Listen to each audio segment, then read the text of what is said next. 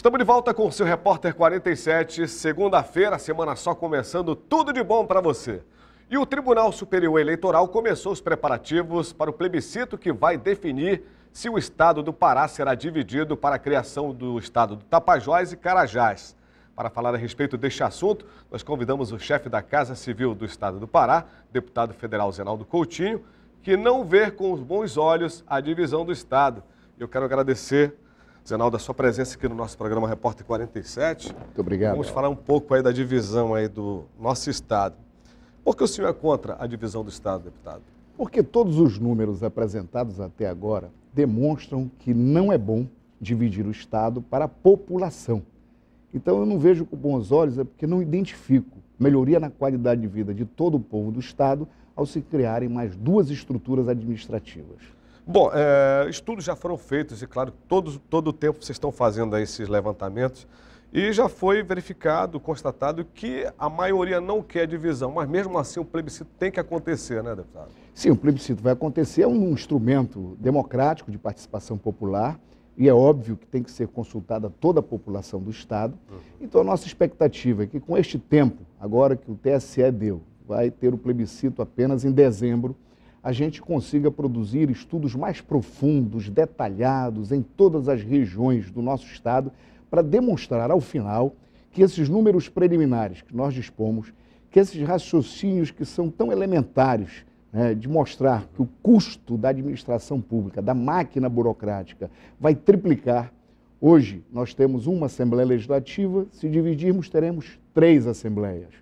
Hoje nós temos um governo com as suas secretarias, teremos 3 governos com 3 secretarias, 3 tribunais de contas, 3 tribunais de justiça, ou seja, toda uma estrutura burocrática que custa muito dinheiro, que é paga pelos impostos. Até agora, eu só vi que é bom para cargos políticos, ou seja, será bom para os políticos, mas não vejo que isso vai ser bom para o povo do Pará. Bom, nesse caso, quem vai pagar as contas é o estado do Pará, né? Essa divisão que vai pagar todos esses custos aí, esses gastos todos, vai ser o estado do Pará, né, Zenaldo? Nós temos vários custos, né? Primeiro, a dívida do estado, com quem fica? Segundo, os servidores públicos e os inativos, quem paga esta conta? Terceiro, as implantações das estruturas administrativas. A União não quer essas despesas. Eu conversei, inclusive, no Congresso, quando se discutia em dezembro, quem paga a conta? E os deputados de outros estados, é claro que é o Pará. Portanto, querem que o estado do Pará, com tantas dificuldades financeiras, que ao invés dos nossos líderes estarem unidos, todos devemos estar unidos, para buscar mais recursos, comece com a história de nos dividir. Dividir pobreza reproduz miséria. Essa conta não fecha, não bate. Agora, no seu ver, a divisão é claro que é política, então, né? Pois é, eu gosto de dividir em 3 grupos. Nós temos um grupo de pessoas legítimas, que se sentem em dificuldades e que acreditam que realmente criar um novo Estado vai dar melhor condição de vida. Acredito que exista esse grupo e respeito este grupo. Há um segundo grupo de políticos oportunistas, que acham que com isso podem ser governadores, senadores, e há um terceiro grupo que eu digo que é o grupo do capital, né? Aqueles que já detêm o poder econômico nessas regiões e querem deter o poder político. Então eu diria que dos emancipacionistas temos esses 3 grupos, pessoas sérias, legítimas, que acreditam na divisão, os políticos oportunistas e os grandes poderios econômicos também oportunistas. Bom, Zenaldo, segundo levantamentos que foram feitos, principalmente por você que tem lutado sempre contra a divisão do Estado, cada Estado ficaria com 1 bilhão de reais. É muito dinheiro, né? De onde o governo do Estado ia tirar esse dinheiro? Inclusive, essa conta é uma conta já superada. Eu acho que os valores atualizados serão muito maiores. Por isso é que nós conseguimos agora os estudos pelo IPEA, que é um instituto vinculado à Presidência da República, pelo IDESP, que é um instituto vinculado ao governo do Estado, e pela Universidade Federal do Pará, que será parceira desses estudos. Então, eu creio que ao final das análises, dos diagnósticos, tanto da realidade atual como das projeções econômicas, no caso de divisão, eu acho que nós vamos ter assim, números bem mais agressivos à nossa realidade, muito mais complicados para a divisão e certamente vão orientar a população na hora da sua decisão. Agora, Zenaldo, foi criado um comitê contra a divisão. O que está sendo feito, né, no comitê? Bom, nós estamos na fase de implantação, estamos na sua organização, vamos fazer registro para criar uma personalidade jurídica deste comitê. Já começamos a fazer palestras, material, divulgando aquilo que nós pensamos a respeito das divisões e já intensificamos esse roteiro de debates, de palestras e a partir daí teremos o desafio de captar recursos para efetivar a campanha, como também massificar o material de informação sobre as consequências na vida das pessoas no caso da criação de 2 outros estados. Bom, o seu posicionamento político contra a divisão traz algum desconforto junto ao governador Simão Jatê ou não? Não, o governador é um estadista, ele representa todo o estado do Pará. E ele, ao me convidar para ser chefe da Casa Civil, sabia anteriormente das minhas posições.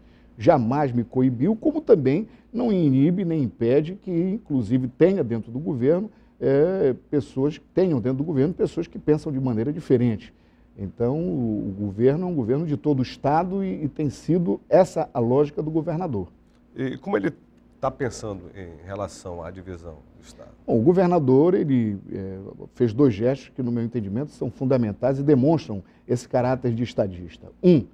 O plebiscito tem que ser no estado todo, ou seja, ele foi muito incisivo em reagir à tentativa de alguns que queriam que apenas a parte que quer se dividir fosse consultada. Isso é um absurdo, ridículo, mas, mesmo assim, estava se iniciando uma reação desse jeito.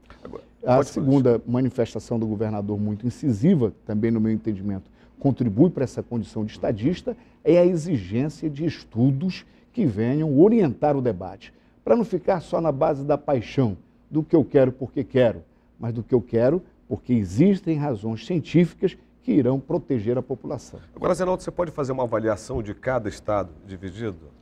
De maneira sucinta e rápida, posso. O estado do Tapajós seria, com certeza, o mais empobrecido de todos. Hoje, a atividade econômica naquela região representa 10% de tudo que é produzido no estado. Ou seja, o nosso PIB da região do Tapajós é de apenas 10%. Ou seja, o estado gastaria mais na sua estrutura burocrática do que arrecada. Isso o inviabiliza de pronto. Não há como esse estado se viabilizar a curto e médio prazo. O segundo é o estado do Pará, que ficaria com 17% do território, mais de 65% da sua população e também numa extrema miséria. Nós temos aqui regiões extremamente pobres, próximas a Belém, inclusive, e que ficariam mais empobrecidas ainda com a divisão. E o terceiro, o estado do Carajás, que muitos dizem, vai ficar muito bem economicamente, porque será um estado pequeno, com pouca população e com muitas riquezas minerais. Em tese, sim, mas se você for analisar os parâmetros econômicos, o tamanho de algumas empresas e a pequenez do estado que terá, portanto, nós poderemos ter o controle econômico sobre a política e isso eu não sei se gerará consequências positivas ao povão. Zenaldo, nós temos ainda até o final do ano, até dezembro, para definir, né? Como você vê aí com esse comitê criado, a receptividade de vocês, onde fazem as palestras, universidades, enfim? Eu diria que na região sul e sudeste há um movimento mais intenso pelas lideranças locais, em que a população está mais convencida de que é bom para eles dividir o estado. Isso é óbvio, é notório que acontece na região sul e sudeste. Na região oeste, não. Na região oeste, a divisão ela é tratada de maneira diferente. Nós temos Santarém, em que há uma posição favorável, mais intensa, mas essa posição vai se diluindo em até alguns municípios é radicalmente contrária à criação do estado do Tapajós. Então não há, até pelas distâncias e pela composição diferente do estado pretendido, nós temos lá a margem esquerda do Amazonas, de Santarém até Faro, Terra Santa, nós temos um posicionamento de ocupação. Depois nós temos a Transamazônica, com uma ocupação posterior e também de diferenças bem gritantes com referência à região do noroeste da região do Tapajós. Portanto, eu diria que lá, a diferença lá é meio a meio, em termos da população. E na região que ficaria o Pará, 17% do território, nós temos aí mais de 90% da população convencidos de que realmente isso não é bom para ninguém. Zenaldo, mais uma vez obrigado pela tua presença aqui no nosso programa Repórter 47. Sucesso Espero que quem vença o melhor, né? Ah, com certeza. Eu tenho dito que essa discussão ela não pode ficar presa nos interesses pessoais, políticos ou econômicos de meia dúzia. Nós temos que discutir, será melhor ou não para a qualidade de vida das pessoas, de norte a sul e de leste a oeste do nosso estado. Se os números apresentam-se contrariamente, eu faço um apelo, vamos todos nos unir para buscar mais recursos de Brasília e melhorarmos a condição de vida do nosso povo.